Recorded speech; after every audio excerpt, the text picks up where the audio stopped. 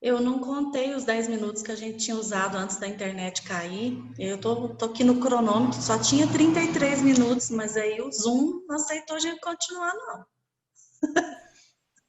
Cortou a gente no meio do caminho.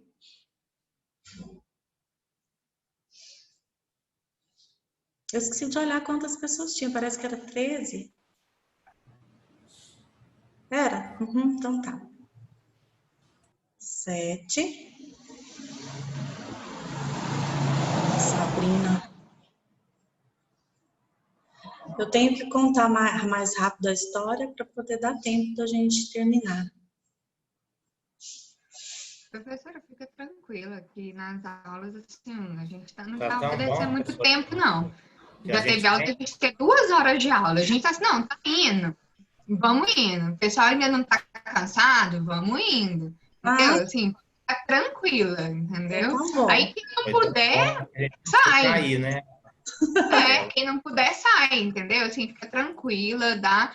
O importante é dar o conteúdo, assim, com qualidade. O resto, questão de tempo, a gente vai administrando. Então tá, o problema é que tá na hora do almoço. Daqui a pouco vocês estão com um prato de comida aí na minha frente e eu aqui com fome. a Mas eu gente tem vou. que fazer, professor, não tem que fazer. Então, eu também. E quando dá 12:30, tem um rapazinho que vem aqui e fala: já tá pronto? Ele não gosta Eu muito de sou esse esperar. rapazinho. É?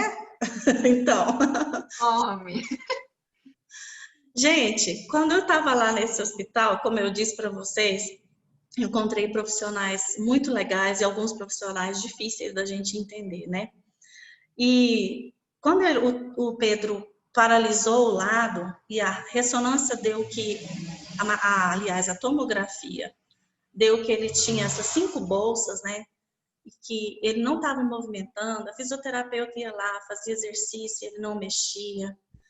Aí eu chamei um fisioterapeuta amigo nosso para fazer uma avaliação para nós com mais carinho, com mais um atendimento personalizado, né? Que a gente conhece a pessoa, ele conhecia o Pedro desde que o Pedro nasceu. Para vocês terem ideia, ele ia se casar em setembro, isso era março, abril, e aí o Pedro ia ser o pajem do casamento dele.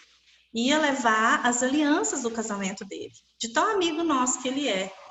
E aí eu chamei esse nosso amigo, e ele entrou todo paramentado dentro da UTI, fez uma avaliação, brincou com o Pedro.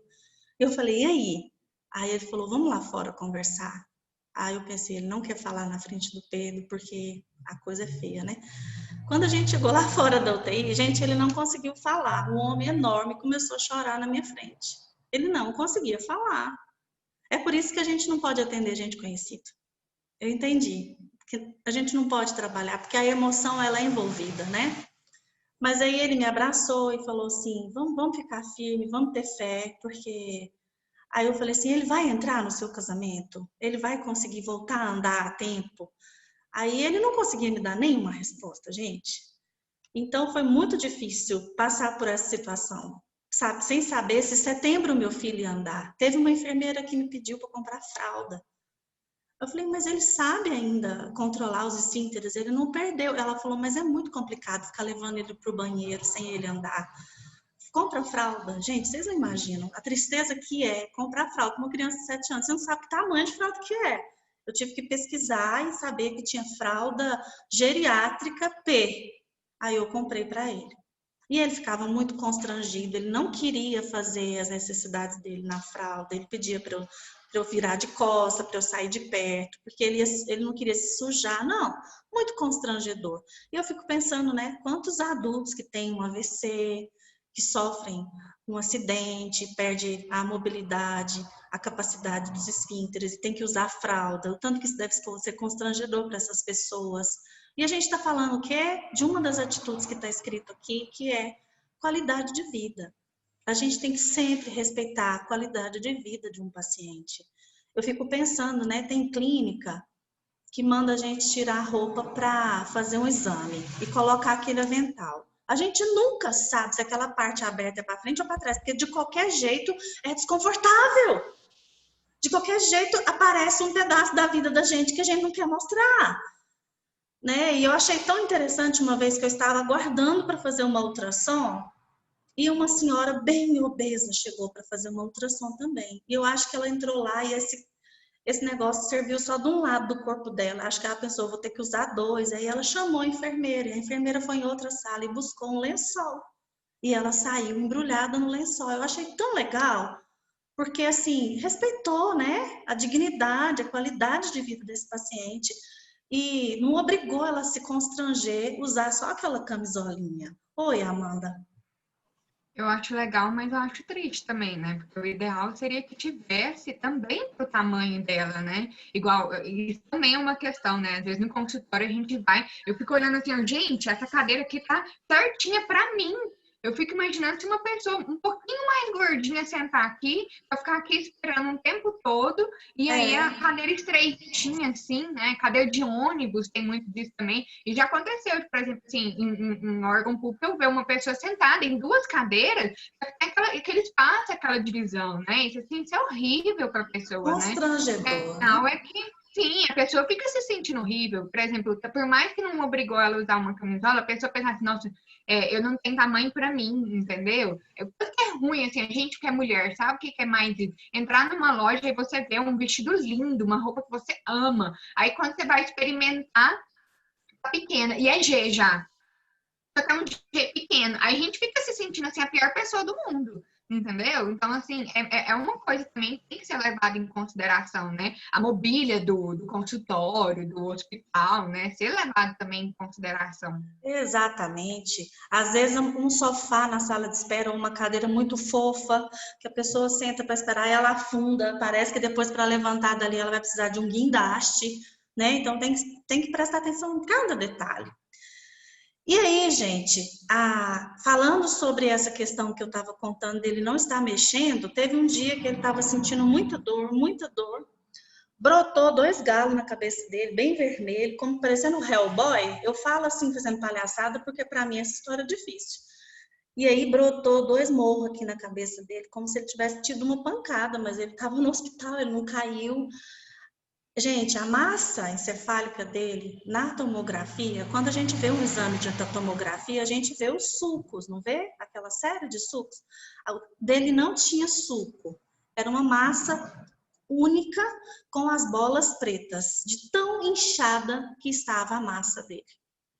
A ideia que eu tive é que estava pressionando o crânio dele, que estava deformando mesmo, e ele sentindo muita dor, e ele falou assim, mãe, eu quero ver o André. Tem muito tempo que eu não vejo o André, eu tô com saudade dele. Na época ele tinha 7, o André tinha 10. Eu falei, meu filho, tinha 12 dias que ele estava na UTI sem mexer. Aí eu falei assim, meu filho, o André não pode entrar aqui na UTI. Aí um médico humanizado que estava de plantão ouviu eu conversando com ele e falou assim, pode sim, eu autorizo. Eu fiquei feliz pela autorização, mas ao mesmo tempo eu fiquei temerosa, porque eu pensei, ele está muito mal. E o médico ainda autoriza a visita do irmão. Meu Deus, ele está autorizando uma despedida, será? Fiquei muito emocionada. Liguei pro meu esposo, falei para levar o André. Quando o André entrou na UTI, ele começou a chorar e abraçou o Pedro. E os dois abraçaram, chorando. Ai, é tão ruim assistir televisão sem você. E os dois chorando. E o Pedro fez assim com o braço que ele não estava mexendo. André, o que você fez, André? E aí ele mexia a perna, ele mexia o braço. E, André, você trouxe para mim. E ele mexeu tudo. Ele falou, eu quero andar, eu quero andar. Meu filho, tem 10 dias que você não anda, fica quietinho. Não, me põe em pé, eu quero andar. E a gente pôs ele em pé no chão, eu de um lado, o pai dele do outro. Ele deu uns passinhos assim, com meio dificuldade. A UTI inteira, as enfermeiras, o médico, todo mundo bateu palma, chorou. Eu urrei, né? Eu não chorei, não. Eu me debulhei. E eu pensei assim, Deus fez um milagre. Deus curou, nós vamos embora agora. No outro dia, ele tinha uma tomografia para fazer. E realmente foi um milagre, gente, porque as bolsas tinham aumentado de tamanho. Então, nada justifica ele ter voltado ao movimento. Nada. A gente chama o milagre do Santo André aqui de casa. Porque não tem lógica ele voltar a se mexer. Ele permaneceu na UTI por causa do aumento dessas bolsas. E aí nós nos deparamos com mais um profissional não humanizado. Um dia, ele não era médico do Pedro, ele passou na UTI, começou a olhar os prontuários e ele falou assim: a cabeça desse menino é uma bomba relógio. Aí a gente respira fundo, né? Oi? A cabeça dele é uma bomba relógio. Se não fizer uma cirurgia, esse menino vai morrer. Essas inflamações vão explodir, ele vai morrer. Aí eu falei assim, dá vontade de tampar a boca do médico, porque a criança tá ali ouvindo. E a criança não tem que ouvir isso. Aí eu falei assim, doutor, vamos chegar para lá um pouquinho. Me explica como que é essa cirurgia. Aí ele falou assim, vai ter que rapar o cabelo dele todinho. O cabelo dele, gente, era daqueles de formato de cuia, de tão lisinho que é, sabe? Daqueles de fazer assim quando sopra. Aí eu já fiquei pensando no cabelinho raspado, eu tava chorando por dentro por causa do cabelo e ele continuou. Raspa o cabelo, vai cortar e vai tirar a calota craniana, vai lavar a inflamação com antibiótico, vai costurar a calota craniana e a senhora reza para não inflamar. Porque se inflamar, ele vai ter que fazer outra cirurgia para pôr uma prótese. E aí nós vamos jogar a calota craniana dele no lixo. Aí, gente, até então, para mim, calota era cor de roda de carro, né? E aí, ele falando que vai jogar a calota craniana do meu filho, eu falei, olha, o senhor dá uma sorte de eu ser uma pessoa tranquila, de eu ser uma pessoa, assim, controlada, porque a vontade que eu tinha era de dar um murro na sua cara. Aí ele ficou assustado. Ah, mas a senhora me perguntou, eu falei, mas não tem outro jeito de dar essa explicação, não? Aí ele ficou sem graça, né? Eu falei, e depois da cirurgia? Qual que é o prognóstico? A senhora quer ouvir mesmo? Eu falei, depois que você jogou a calota craniana do meu filho no lixo, o que mais que eu posso ouvir, né? Ele falou, como as inflamações estão expostas em vários lugares, ele pode voltar sem várias habilidades. Ele pode voltar sem fala, sem visão, sem audição, sem movimento. Ele pode voltar, eu falei assim, um vegetal? Ele falou, Ele corre risco de vida? Ele falou, muito. Eu falei, obrigado por o senhor ter sido sincero. E o médico saiu, eu pensei comigo, ele nunca vai pôr o dedo na cabeça do meu filho, muito menos na calota craniana dele. O Eberton, você levantou a mão?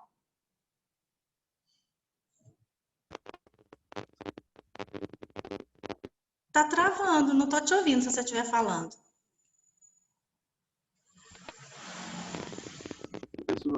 Oi. Muito baixinho. Eu queria perguntar como se dá, não sei se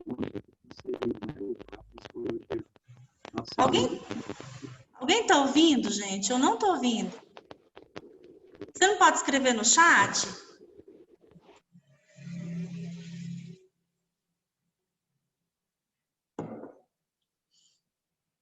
Esse médico, gente, foi um exemplo de conduta que é absurda, na minha opinião. Ele jamais poderia ter feito e falado do jeito que ele fez e falou, tá? Quando a gente fala aqui nas atitudes humanizadas, oferecer informações, a gente tem que tomar muito cuidado de como se passa essas informações, como eu disse agora há pouco no exemplo da outra enfermeira. E aí, falando de qualidade de vida, porque aqui, ó, deixa eu compartilhar a tela só um pouquinho para eu mostrar para vocês. Eu falei de aliviar sempre que possível a dor, oferecer informações, oferecer suporte emocional adequado. Quando a gente falou do exemplo do avental, da cadeira, a gente está oferecendo, respeitando a dignidade do paciente, seria esse item. E agora, respeitar a qualidade de vida. Quando eu falo de respeitar a qualidade de vida, eu fico pensando, sabe? Quando um idoso tem um exame marcado para 2 horas da tarde, ele tem que ir em jejum. Gente, o idoso que acorda às 5 horas da manhã para tirar leite, ele almoça às 10, às 2 da tarde ele já está lanchando. Como que alguém tem coragem de marcar um exame e deixar uma pessoa idosa de jejum até 2 da tarde? Isso é desumano. Fora que ele chega e ele ainda vai esperar muito para ser atendido. Então, eu já vi gente desmaiar em sala de espera, desmaiar esperando uma cirurgia, porque a cirurgia também tem que ser feita em jejum. Então, tem algumas questões que dá para ter um pouquinho mais de flexibilidade. Por exemplo, toda vez que o Pedro ia fazer tomografia, ele tinha que ficar em jejum, porque a tomografia tomava o contraste, né? E teve um dia que estava demorando demais para buscá-lo lá na UTI para ele fazer esse exame. E aí eu perguntei para aquela enfermeira que ele gostava muito, chamava ela de Tia Si, né? Ela foi marcante para nós. Eu falei assim, Si, ele precisa realmente ficar de jejum? Por que tem que ser de jejum? Atrapalha o exame? Porque ele está morrendo de fome. Já são quase 3 horas da tarde. Aí ela falou assim, não atrapalha. O problema é que se tomar o contraste, tiver de estômago cheio, vomita. Falei, não, ele não vai vomitar, não. Eu só queria dar um suquinho, uma frutinha. Ele não vai vomitar, porque ele nunca sentiu nada com o contraste. Ele não tem esse tipo de efeito colateral, ele não tem ânsia nem nada. Aí eu falei, tem uma uva aqui, ó. Aí ela falou assim, dá escondido, pode dar. Ela falou para eu dar escondido. Eu dei a uva escondida, ele fez exame, ele não vomitou, não teve problema. Então, gente, esses pequenos detalhes que pode ter flexibilidade quando é uma criança, quando é um idoso, né? Às vezes um bebezinho vai fazer um exame e não pode tomar uma mamadeira antes de sair de casa. Tem exame que realmente, sangue, se comer, altera o resultado, mas tem alguns que são desnecessários. Outra questão também de qualidade de vida que eu me lembro é que teve um dia lá na UTI que eu perguntei para ele assim, o que você quer almoçar hoje? Porque ele estava super manhoso, sabe, gente? Porque ele não estava atendendo nenhuma dieta específica, porque o problema de saúde dele não tinha a ver com o estômago, intestino, nem nada. Então, a gente podia, apesar dele estar na UTI, a gente podia receber alimento de fora. Então, a avó, cada dia era uma avó que fazia comida e mandava. E ele escolhia, eu quero estrogonofe, eu quero lasanha. Ele comia um pingo, não comia quase nada, mas a avó mandava. Nesse dia, eu perguntei, o que você quer comer hoje? Ele falou, eu quero um tucunarezinho assado. O médico que estava lá de plantão, deve ser parente daquele jumento lá da calota craniana, falou assim, não vai comer peixe aqui não. Aí eu, oi? Por que não? Ele não está com restrição alimentar. Aí ele falou assim, peixe é remoso, peixe é uma carne duvidosa, não vai complicar a saúde do menino não. Aí a nutricionista, que já era nossa parceira, estava lá também na UTI. Eu olhei para ela, ela fez um sinal para mim, assim, como quem diz, deixa, depois nós resolvemos. Aí eu pisquei para ela e falei, sim, senhor. Aí eu falei assim para a nutricionista, quem pescou o peixe foi meu pai. Quem vai fazer é minha mãe, não tem procedência duvidosa, não. Aí ela falou assim, pode fazer sim, é enjoo de gente que não sabe o que está falando, está dando palpite. Pode trazer, ainda traz um pedaço para mim, que eu gosto de peixe assado. Então, olha só, gente, esses 2 exemplos que eu dei são exemplos de pessoas que tratam os seus pacientes de uma maneira humanizada. Eles se preocupam com a qualidade de vida. Seja um mínimo detalhe, isso faz a diferença. Isso marca a vida da gente. Pois não, Amanda? Contar um caso que, por exemplo, tem a ver também com a nossa profissão, né? Porque no ano passado eu fiquei internada. E aí, assim, foi bem complicado, porque eu já odeio médico. Imagina ficar num lugar que só tem médico, né? Então, foi uma experiência horrível, horrível, horrível para mim. E eu achei muito legal que eu já fazia terapia, né? E aí, num dia antes, eu tive uma crise lá, porque meu braço, eu tive um negócio, síndrome de eles falam popularmente, assim, pra gente entender, síndrome de Parkinson, que aí a gente fica sem ter os movimentos, e aí eu perdi o movimento do meu corpo todo e tal, e eu ficava me contorcendo mesmo, sem nenhum controle, e os médicos e as enfermeiras não sabiam o que era aquilo, tava achando que eu tava surtando lá e tal, eu falei assim, eu não tô surtando, eu tava calma, tá acontecendo alguma coisa e tal, que não sei o quê. Uhum. E aí elas, não, acalma, relaxa. Aí eu falando assim, eu fui ficando mais nervosa com aquilo, né? Que eu falei assim, não, você tá me falando pra relaxar, eu tô surtando aqui, você tá me falando pra relaxar e tal. Aí eu falei assim, não, eu quero que chame um médico. Aí eles chamaram a única médica que tava lá, que era a médica de plantão, na UTI, né? E aí a médica falou assim, não, ela não tá exagerando, ela não tá tendo surto psicótico, ela tá tendo realmente um problema físico, eu vou dar uma medicação pra ela agora, que não sei o quê, parará, parará. E aí, assim, só daquela médica me dar atenção realmente, de não achar que eu tava fingindo, de achar que eu não tava exagerando, que eu tava doida, sei lá, aquilo já foi muito bom. Mas aí, por exemplo, assim, no outro dia, aí minha mãe falou pra minha psicóloga o que estava acontecendo e tal. Aí minha psicóloga foi lá no hospital e eu tive a sessão lá no hospital para conversar. E assim, não foi uma sessão que a gente ficou assim falando, né? As coisas que a gente já estava tratando há um tempo e tal, não.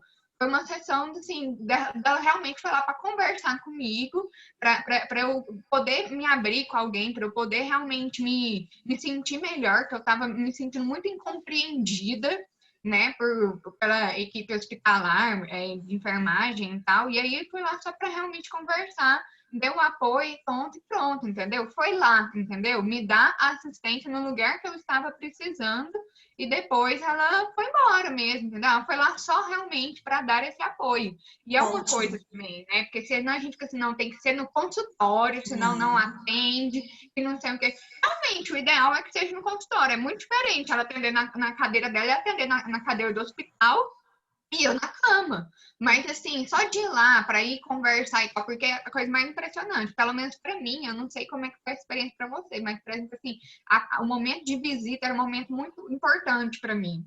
Eu fazia toda a diferença para mim o momento de visita. Mas tinha gente que ia lá e era a coisa mais engraçada, que ficava lá só falando da própria vida, de todos os problemas. Aí eu na cama do hospital, assim, né, quase morrendo, assim, aham,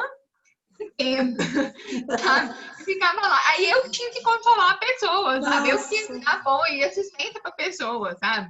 Mas aí, assim, então aí alguém ir lá para realmente ouvir as minhas necessidades, alguém ir lá realmente para oferecer o apoio, para se eu quiser só falar, eu mesma, só quiser reclamar, sem ter que ouvir, não, mas você tem que agradecer muito, porque você está no hospital tal, porque isso, que não sei o quê. Sabe? Não, eu poder reclamar isso, eu acho que isso já é um suporte também que a nossa profissão pode oferecer, né? Porque é uma coisa você falar com o médico, com o psicólogo do hospital, e outra coisa é você falar com o seu próprio psicólogo, né?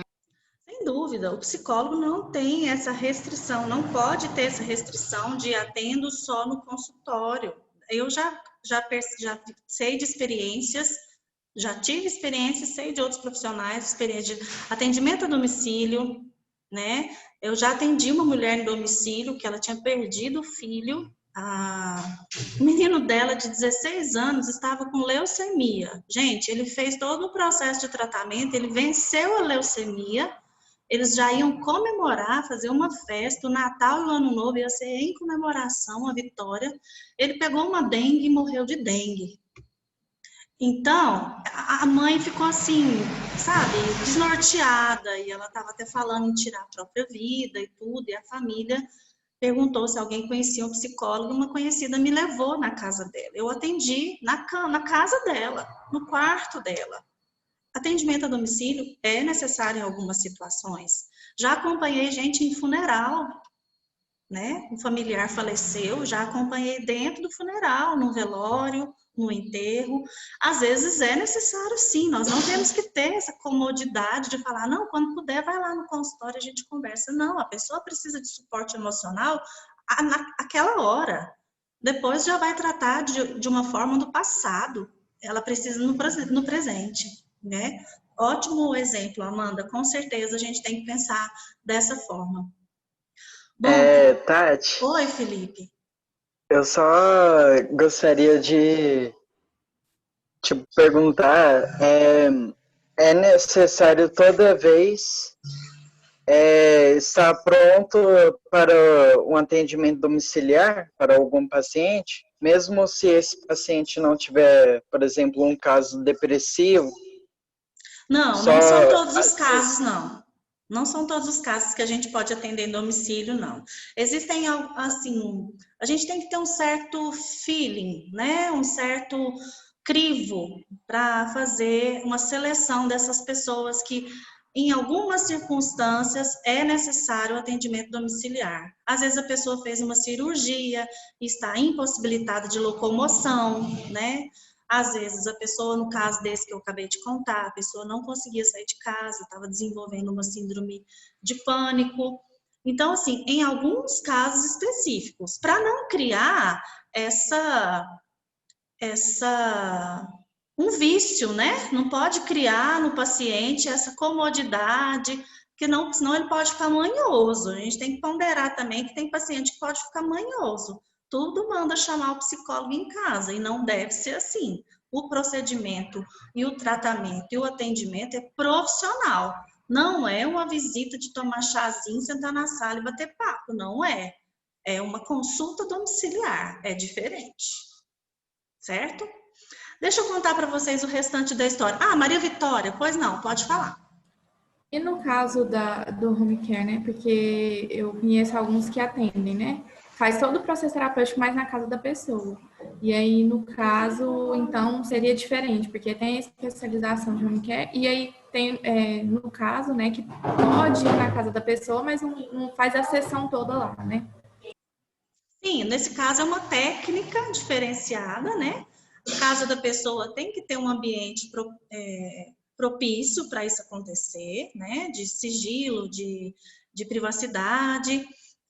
Tem toda uma burocracia que a gente também tem que se atentar.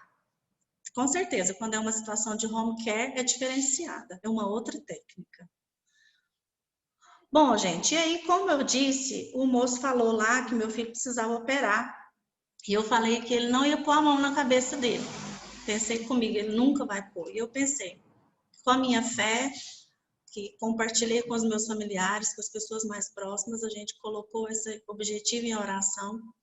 Eu pedi para Deus encaminhar o médico certo para a cirurgia. Eu não imaginei que ia ser da forma que foi. Um dia, meu telefone tocou dentro da UTI, um número que eu não conheço. Atendi. E aí falou assim, não sabia nem meu nome. Ele perguntou assim, é a mãe do Pedro que está dentro da UTI da Santa Casa? Eu quase que eu falei assim, oi Deus, eu mesmo. Aí eu falei assim, sou, quem fala? Meu nome é Dr. Fulano, eu fiquei sabendo do caso dele e eu estou agora, nesse momento, em Curitiba, num congresso, mas eu vou chegar no sábado, isso era uma quinta-feira. Eu vou chegar no sábado, eu quero que você pede para alguém agendar o centro cirúrgico, porque eu vou fazer a cirurgia dele meio-dia. E vai dar tudo certo. Eu já fiz essa cirurgia antes, pode confiar, vai dar tudo certo. Gente, olha a diferença. Olha a diferença de um médico para o outro. Um falou que era uma bomba relógio, que o menino ia morrer, calota craniana para cá e para lá, e esse fala, eu já tenho experiência, vai dar certo, me acalmou, né? Colocou a mãezinha no colo, do jeito que tem que fazer. E eu falei Até assim... o tratamento foi diferente. Foi, completamente diferente, Felipe. E ele falou assim... aí eu peguei, a gente fica meio abobada, eu peguei e falei assim, mas doutor, sábado é feriado, é 21 de abril. Aí ele falou assim, não tem problema, eu vou fazer a cirurgia dele no sábado, eu vou chegar de manhã e meio-dia eu faço, não pode passar. Tá bom? Tá bom. Eu desliguei o telefone, meia passada assim, e falei com o médico de plantão. Doutor Fulano me ligou e pediu para reservar o centro cirúrgico. Ele falou assim, a senhora é parente dele? Eu falei, não, nem sei quem é. Meu Deus do céu, deixa eu ligar. E ele já começou, doutor Fulano, cara, era bambambam. Ele me ligou, eu nem conhecia. O povo tudo fez. Eu falei o que ele falou, o povo tudo, sabe quando a água para, o negócio flui? Eu falei, gente do céu, vai acontecer. Uma atitude que está escrita aí no slide, eu não vou voltar lá, porque só falta essa, é a primeira. Aprimorar conhecimento científico. Gente, eu adoro quando eu vou marcar uma consulta e dizem para mim que o médico está num congresso, que ele foi apresentar um artigo. O que significa isso? Ele não parou no tempo. Ele não fez só a graduação e ficou satisfeito com o diploma dele, não. Ele faz especialização, ele faz pós, ele participa de congresso, ele escreve, ele estuda. Isso é fundamental e isso faz parte de um contexto de um profissional humanizado. Significa, eu quero me aprimorar, conhecer novas técnicas, mais habilidades, para eu atender melhor a pessoa que vai até mim. Em qualquer área, quem se especializa está preocupado com o paciente, e é um profissional humanizado. E ele me disse que estava onde? Num congresso em Curitiba. Eu falei, é esse que vai operar. A gente agendou, teve aquele momento laços de família para raspar o cabelinho dele. É muito triste a gente ter que fazer isso. E ele fez a cirurgia, durou eternas 5 horas essa cirurgia, foi muito longa essa espera para nós. Quando ele saiu, ele estava com a cabeça enfaixada e tinha um dreno de sangue saindo de dentro da cabecinha dele. Eu não esperava por essa imagem, foi muito ruim para mim. E quando a maca passou por mim, ele estendeu o bracinho, olhou para mim e falou assim, mãe, eu tô com sede. Gente, se ele me viu, se ele falou, se ele mexeu o braço, aquele médico da calota, estava tudo errado. Ele já fez tudo que o médico falou que ele não ia fazer, né?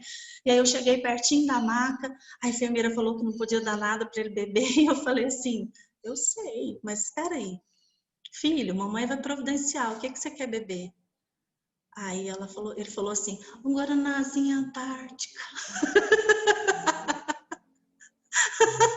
Na época, todo mundo era da Coca-Cola e ele era o único que gostava de Guaraná. A gente costumava comprar uma Coca grande e um Guaranazinho para ele. Então, assim, era ele intacto mesmo, não estava faltando pedaço nenhum, né? E eu falei, tá bom, vai dormir, que o remedinho vai fazer você dormir. Quando você acordar, a mamãe te dá o Guaranazinho. E aí, gente, ele ficou mais alguns dias no hospital para se recuperar da cirurgia. Foram 37 pontos na cabeça dele, é um J. Começou aqui e fez um J em cima da orelha, tirou toda a inflamação. No dia de tirar os pontos, a enfermeira chegou com os instrumentos, ele falou, ninguém vai mexer na minha cabeça, só minha mãe. Ela que vai tirar os pontos. Estou falando para vocês que eu fiz medicina por extensão, eu tirei os pontos da cabeça dele. Ai, gente, misericórdia. Então, dia 7 de maio, dia das mães, ele teve alta. Na hora dele sair do hospital, ele chegou na frente do médico e falou assim, tio, eu vou te dar tchau de um jeito que você nunca imaginou. Ele deu um pulo e falou tchau. Porque ele entrou no hospital na maca, sem movimentar um lado, sem andar, sabe? E muita gente achava que ele nem ia sair do hospital, e ele saiu. Na outra semana ele já queria voltar para a escola, mas ele perdeu 50 dias, mas ele voltou, levava a tarefa para casa, para fazer tudo que estava atrasado, recuperou tudo, quis voltar para o judô, eu, meu Deus do céu, essa cabecinha, nossa! E o médico autorizou, falou, não, ele tem que voltar tudo à atividade normal, vida nova, ele sarou. E realmente, gente, não ficou nenhuma sequela. Um tempo depois, ele já estava até com cabelinho, o médico amigo nosso encontrou com a gente no shopping e falou que tinha entrado no centro cirúrgico no momento da cirurgia. E ele falou assim, tudo bem com ele? Eu falei, tudo. Aí ele falou, tudo bem, Pedrão? Eu vi sua cabeça por dentro. O Pedro falou, ah, legal. E o Pedro saiu correndo, brincando. E ele falou assim, ele tá bem mesmo? Eu falei, tá. Ele tem muita dor de cabeça? Eu falei, não. Ele faz alguma fisioterapia? Não. Foi um milagre mesmo. Porque quando dava o jato de tirar com o remédio, tirando a inflamação, muita massa encefálica foi junto. Ele tem lacunas na massa encefálica. Se você fizer uma tomografia, tem muito buraco. Você sabe que isso não regenera, não sabe? Como é que tá tudo normal? Eu falei assim, a explicação para mim chama milagre. Eu não vou fazer exame para saber como é que tá. Eu sei que ele tá bem. E tá bem. E hoje ele tem 20 anos. Foi ele que me procurou ontem para me dar o abraço, quando ele viu que tinha só 3 pessoas aqui me assistindo e ficou com dor de mim. E nunca teve nenhuma sequela. E aí eu conto essa história, gente, desde 2008, quando a gente saiu dessa experiência, né, vitorioso, eu tirei como regra para mim que em algum momento, em alguma circunstância, em todas as turmas que eu conheço, eu iria dar esse depoimento, eu ia contar essa história. Então, em todo Professora, curso, em toda sala de aula que eu estou, as pessoas conhecem a história do Pedro, não por causa do Pedro, mas para a gente engrandecer o nome do Deus que a gente serve. Não é porque é eu, Pedro, não é porque sou eu. A gente entende isso como graça, tá? Deus escolhe, ainda bem que Ele escolheu a gente para dar essa graça. Nós não sabemos por quê, mas nós somos muito gratos. E é por isso que eu conto essa história. Oi, Rafael. primeiro te dar os parabéns pelo Dia do Professor, né? Obrigada. Você é uma das melhores professoras que a gente tem e Obrigada, eu Rafael. falo isso de sinceridade mesmo. E agradecer também por esse testemunho de fé, por essa história de vitória tão boa. E é muito bom, né? É quando você compartilha essas coisas pessoais. Eu, particularmente, gosto muito, né? Obrigada. Só para ver a respeito do que você falou, do médico, né, que faz o congresso e tal, Sim. essa atualização, né? Às vezes, quando a gente pensa, né, e quando a gente passa por esse tipo de profissional que às vezes não tem tato em falar, às vezes é grosso, né? Uhum. Às vezes o que a gente percebe é isso, a pessoa não se atualizou, porque o convívio do dia a dia no hospital, a gente sabe que ele vai endurecer a pessoa vai ver muitas coisas e vai ficar endurecido, vai ficar insensível, né? Fria, né? Fica Mas mais frio.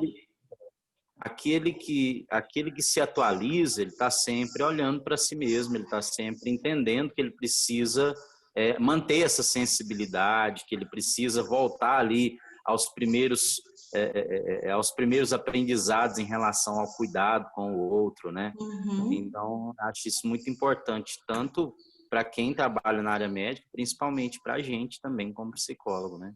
Com certeza, com certeza. O olhar do humano não deve se perder. A técnica existe, o distanciamento no momento de uma cirurgia, no momento por exemplo, um momento difícil para um psicólogo seria acompanhar um paciente ali num funeral.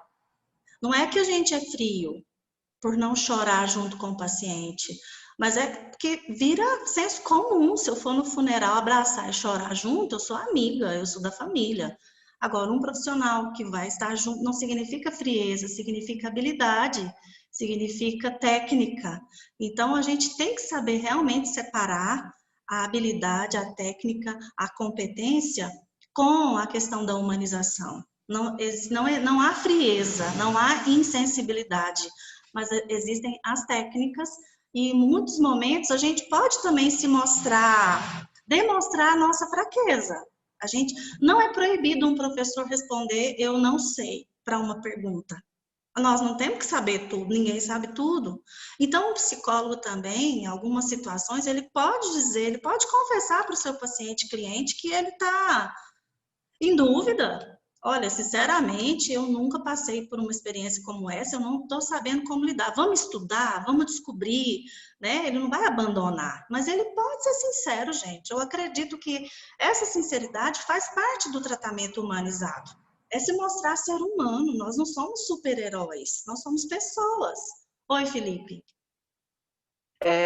Nesse caso de humanizado, se você acabar tendo muito contato com a família, isso acaba sendo ruim? Sim, não pode... Vamos supor, eu tenho um paciente, eu tenho muito contato com a família dele, mas um parente dele veio a óbito. E eu tô no funeral e eu não consigo... separar as coisas, né? Separar e acabo chorando junto com o paciente. Isso acaba... É negativo. É negativo, né? Sabe, Felipe, a gente tem que saber separar. Eu sou profissional ou eu sou amiga? Quando eu estou indo fazer um atendimento a domicílio, eu não vou tornar amiga da família, não. Eu não vou conhecer tio, eu não vou tomar café, eu não vou participar de festa de aniversário, eu não vou ser madrinha de casamento de ninguém. Eu estou indo fazer um atendimento a domicílio. Isso tem que ser bem separado. Se eu começar a ter um relacionamento mais íntimo, eu tenho que deixar de ser psicólogo dessa pessoa e passar a ser amigo dessa pessoa. Gente, o link vai acabar. a gente volta para encerrar, tá? Porque às vezes tem mais alguém que quer falar e a gente pode voltar mais um pouquinho.